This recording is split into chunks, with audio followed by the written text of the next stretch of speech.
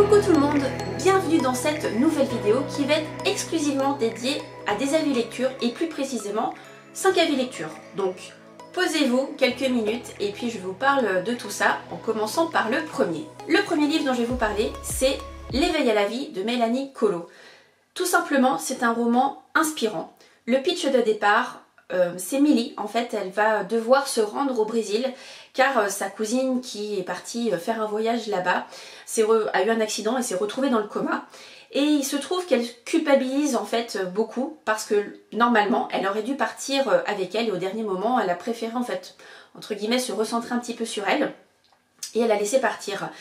Donc vu ce qui s'est passé, elle se sent coupable et donc elle va au Brésil et elle va faire la rencontre de plusieurs personnes qui vont l'aider non seulement à faire un voyage, j'irai un voyage donc au Brésil, découvrir le Brésil, mais aussi un voyage intérieur qui va lui permettre en fait de justement déculpabiliser et puis surtout s'ouvrir, je dirais, à des façons de penser et pas forcément être négative, au contraire être bienveillant envers soi, etc. Donc ça je dirais c'est le message clé du livre, c'est vraiment se faire confiance, croire en soi, prendre soin des autres, être bienveillant. Voilà, donc en fait c'est vraiment un voyage dans toute sa globalité. C'est un voyage donc au Brésil que vous allez découvrir un petit peu et surtout c'est un voyage au travers de Millie et de ses pensées pour justement s'éveiller à la vie, vous allez voir, et voir plutôt le verre à moitié plein que plutôt à moitié vide. Alors je dirais pas que c'est un roman de développement personnel, mais il y a des petites choses qui sont dites qui peuvent, je pense, faire écho si besoin. Je pense que c'est un livre surtout qui permet de faire du bien aussi. C'est vrai que des fois on est toujours dans la routine, là ça permet aussi de faire un petit pas de côté. C'est vrai que des fois on est tellement dans notre quotidien que ça peut être bien aussi des fois de faire justement, de prendre un petit peu le temps, de se poser des questions et là ce livre permet ça. Donc je trouve que voilà, c'est pour ça que j'ai dit que c'était un roman inspirant, parce que pour moi voilà, il y a du voyage, je dirais interne et externe, et j'ai trouvé que voilà, ce voyage aux côtés de Millie était plutôt intéressant. Donc voilà, si vous avez besoin de ce type de lecture, bah surtout n'hésitez pas. Le deuxième livre dont je vais vous parler, c'est Une invitée particulière de Ned Lamar aux éditions City, que j'ai eu la chance de lire en lecture commune avec Laureline du conte Muchilor. C'est un livre qu'on avait hâte de lire, ça faisait un petit moment déjà qu'on voulait le programmer, c'est chose faite. Et alors dans ce livre, on est sur un thriller psychologique et on va faire la connaissance de Tanya. Tanya qui est une étudiante britannique qui va venir en fait dans une famille américaine pour vivre au quotidien avec eux et surtout aller à l'université. Sauf que dans cette famille, il y a déjà un petit peu de non-dit, des secrets, des choses qui se sont passées qu'on va découvrir en fait au fil des pages. Et notamment autour de la mère, Nathalie, on sait qu'elle a des choses dans son passé qui se sont déroulées, mais on ne sait pas quoi. Et voilà, c'est un petit peu nébuleux, donc on va continuer à lire les pages pour justement en apprendre davantage. D'où le côté aussi un petit peu addictif de ce livre, parce qu'on a vraiment envie de découvrir ce qui s'est passé, mais bien sûr l'autrice ne nous donne pas tout d'un coup, hein, je vous rassure. Et donc aussi dans cette famille, donc la famille de Nathalie, la famille qui accueille cette jeune britannique, donc Tanya, il y a donc Nathalie la mère, le père, et il y a aussi deux enfants, Paige et Will, mais malheureusement ils ont perdu en fait leur fille aînée, Annabelle, et il se trouve que Tanya ressemble beaucoup à Annabelle. Donc en fait, Nathalie va faire comme un transfert sur Tanya, qui bien sûr va bien prendre ses aises et va en profiter. Et c'est vrai qu'en tant que lecteur, on est là, mais c'est pas possible, il est temps que la maman voit certaines choses, enfin bref. Vous allez voir, il y a une ambiance qui va commencer à être un petit peu lourde par rapport à ça. Il va y avoir des rebondissements, il va y avoir des moments où vous allez être franchement en colère, je vous le dis tout de suite. Mais moi j'ai beaucoup aimé, puis alors le dénouement et ce dernier, on va dire chapitre, voilà, ça laisse un petit peu le suspense planer, vous verrez bien, j'en dis de toute façon pas plus. Mais en tout cas moi j'ai beaucoup aimé, il y a le deuxième roman de l'autrice qui est sorti et je l'ai mis dans ma wishlist parce que le premier était vraiment très bien et je me tâte effectivement à prendre le deuxième, alors pas tout de suite parce que voilà, comme vous avez vu le dernier club de lecture, j'ai déjà acheté pas mal de livres dernièrement, donc on va se calmer, on va faire baisser un petit peu la palle pour reprendre un rythme normal. Et puis on verra un petit peu plus tard, mais en tout cas je l'ai mis dans la wishlist parce que vraiment j'ai beaucoup aimé la façon dont sont construits les personnages, l'histoire. Et puis moi j'ai vraiment été embarquée, soit Laureline ou moi, on a vraiment beaucoup apprécié. Et surtout au départ on s'était dit, voilà, on lit tant de chapitres par jour.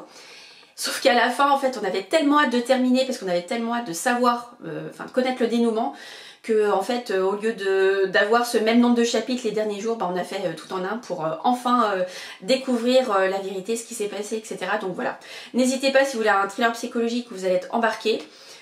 Voilà, et surtout si vous êtes un petit peu en rogne contre Tania, c'est normal. Troisième livre, et c'est un Cozy Mystery, un tome numéro 1, c'est Meurtre au collège du parc d'Anna Cleverton. Alors j'ai lu ce livre dans le cadre de mon partenariat avec l'agence de Julie, donc parce que c'est l'auto-édition.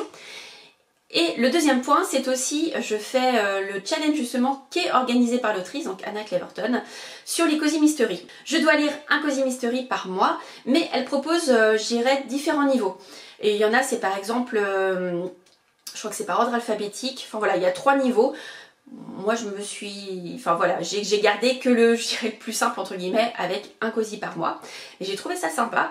Et pour info, ce tome 1 fait partie d'une trilogie. Donc voilà, vous n'allez pas vous embarquer sur 10-15 romans à lire. Il y en a 3. Donc là, celui-ci c'est le premier. Je dirais que ça pose aussi le cadre. On va découvrir donc Irène, qui est une jeune femme qui est prof dans un collège. Elle est prof d'anglais. Et un jour, en fait, alors qu'elle va préparer sa classe, elle découvre un cadavre. Et là, donc forcément, l'enquête va se mettre en place. Et moi, je dirais, dans ce cosy, il y a tout qui est réuni. Vraiment, voilà, c'est dans un village, donc près de Bordeaux. On va avoir des personnages, en fait, on va s'attacher à ces personnages. Il va y avoir de l'humour, il va y avoir... comme vous savez, dans un cosy, une enquête malgré... enfin voilà, l'héroïne va mener son enquête malgré elle, entre guillemets. Et surtout, c'est rondement mené, avec des rebondissements, avec des doutes, avec plusieurs pistes. Mais voilà, ça reste un cosy aussi. Et je dirais que la fin amène gentiment le tome numéro 2. Donc j'ai là aussi ajouté dans ma wishlist le tome numéro 2 pour pouvoir le lire. Mais voilà, si vous avez besoin d'un cosy pour cet été ou autre, et puis en plus si vous voulez, voilà, comme c'est de l'auto-édition, soutenir une autrice, n'hésitez pas. Et voilà, un nouveau cosy que je commence, et j'ai hâte de poursuivre en tout cas l'aventure avec Irène. Quatrième livre dont je vais vous parler, en fait je donne mes avis lecture, je dirais dans l'ordre de lecture que j'ai faite. Et donc le quatrième, je vous parle de Il pleut un peu beaucoup passionnément de Virginie Achard aux éditions Maison Pop. C'est un livre que j'ai reçu en service presse grâce à Éric Poupet. Et je remercie également Éric Poupet et la maison d'édition. C'est le premier roman de l'autrice qui est publié. Avant elle faisait de l'auto-édition, donc voilà, c'est un grand pas et je suis très contente pour elle. Et donc ici, on va faire la connaissance de Chance. Chance, elle a tout dans sa vie, voilà, elle a une famille, donc un mari, 2 enfants, un travail qui l'intéresse. Et en fait, la veille de partir en vacances, donc ils partent toujours en vacances pendant 3 semaines, la veille en fait, elle reçoit un appel de la maîtresse de son mari. Donc elle tombe des nues et elle décide de partir seule en vacances avec ses enfants. Et donc là on va avoir un chapitre par jour pendant leurs vacances. On va avoir forcément les doutes, les questions de Chance, qu'est-ce qu'elle doit faire, etc. Comment son mari aussi va intervenir à plusieurs reprises. Les personnes qu'elle va rencontrer également qui vont l'aider à justement faire ce travail d'introspection, de reconstruction, etc.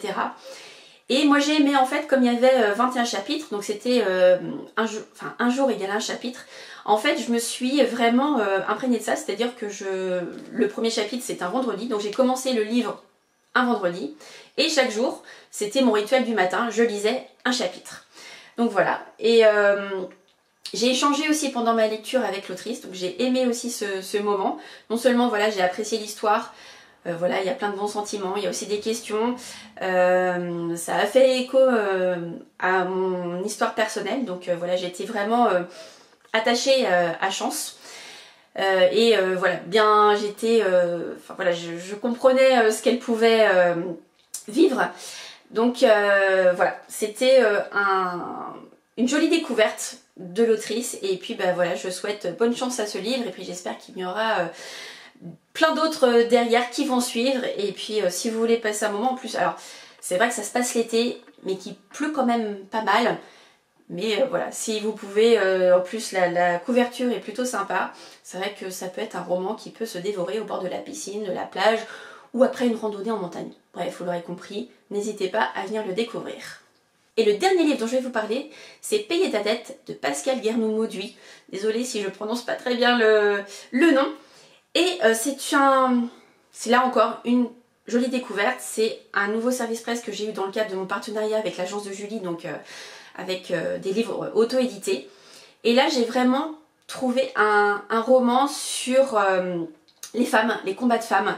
Donc en fait, on a d'un côté une femme qui est avocate, donc qui a certains principes, certaines valeurs, qui pense cerner les personnes, qui pour elle, comment que ce soit une personne qui est accusée aux victimes, qui a besoin d'être défendue, voilà, elle a certaines valeurs. Et on a de l'autre côté une autre femme qui a les côtés victimes. Et donc elles vont se rencontrer. Il va y avoir justement cette fameuse rencontre. On commence tout de suite l'histoire par cette fameuse rencontre. Ensuite, on va avoir un petit flashback et après, on va dérouler l'histoire. J'ai aimé aussi leur combat parce que vous allez voir toutes les deux, elles ont le combat à mener, que ce soit professionnel et personnel. Enfin, vous découvrirez. J'ai aimé avoir, je dirais, quelque part cette noirceur parce que vous allez voir, c'est un roman choral donc avec ces deux femmes, ces deux protagonistes, mais il y a un carnet rose qui rythme aussi l'histoire. On se demande à qui appartient ce carnet et on voit ce que la personne réalise, donc on dit qui peut réaliser ça, etc. Et je trouve que ça amène du rythme. Je dirais comme c'est un roman choral et qu'avec ces deux femmes qui sont importantes avec leur combat, etc. Moi j'ai aimé, je l'ai lu très rapidement et même je pense que si j'avais pas travaillé j'aurais lu encore plus vite. J'ai beaucoup aimé en fait ce sentiment de valeur de ces deux femmes, des combats qu'elles mènent. Vous allez voir voilà que elles vont se dépasser. Mais voilà, je vais pas trop en dire parce que vraiment c'est un roman moi que j'ai beaucoup apprécié. Les avis des autres lectrices, des autres partenaires de l'agence de Julie qui ont eu la chance de le lire, les avis sont unanimes dessus. Voilà, c'est une histoire qui est prenante. En plus en tant que femme, voilà, je pense que c'est d'autant plus prenant. C'est vrai que le pitch de départ, voilà, c'est un procès donc d'un homme accusé de viol et d'une victime qui est face à lui. Donc déjà c'est assez lourd, assez pesant. Mais j'ai trouvé que c'était bien fait, c'est aussi riche. Dans les remerciements, l'autrice note qu'effectivement elle a posé beaucoup de questions à des avocates, à des associations. On sent tout ça parce que je pense qu'il y a des choses qui sont basées sur des faits réels malheureusement. Et on sent voilà tout ça parce que c'est justement pesant, prenant. Pour information, c'est le 4e roman de l'autrice, donc ça veut dire qu'il y en a 3 qui sont aussi à découvrir en amont. Donc surtout, n'hésitez pas. Moi en tout cas, je pense que je vais me pencher prochainement sur ces 3 romans. Et je remercie l'autrice avec laquelle j'ai échangé et surtout les petits messages qu'elle a mis quand j'ai posté mon avis, ma chronique sur Insta pour me dire que voilà, c'était... enfin voilà, la chronique déjà lui avait plu et que c'était juste dans ce qu'elle voulait faire passer comme message dans ce livre. Donc voilà, n'hésitez pas à regarder ma chronique si vous voulez un petit peu plus de détails. En tout cas voilà, c'est je dirais mon dernier avis un petit peu à chaud parce que je l'ai fini il y a un jour ou deux. C'était quand? Il y a un jour. Donc maintenant c'est à vous de découvrir cette autrice et ce livre qui se nomme Payer ta dette. Et d'ailleurs vous comprendrez lors de votre lecture pourquoi ce titre. J'en ai terminé de mes avis lecture sur cette vidéo. J'espère que parmi ces 5 livres, il y en a qui vous ont fait de l'œil ou peut-être qu'il y en a déjà que vous avez lu. Donc n'hésitez pas à me le mettre en commentaire. N'hésitez pas aussi à me mettre un petit pouce vers le haut pour me soutenir. Et puis on se retrouve très prochainement pour une nouvelle vidéo, de nouveaux avis lecture. Et comme d'habitude, je vous souhaite de très bons moments, de très bonnes lectures. Et je vous dis à très bientôt. Ciao!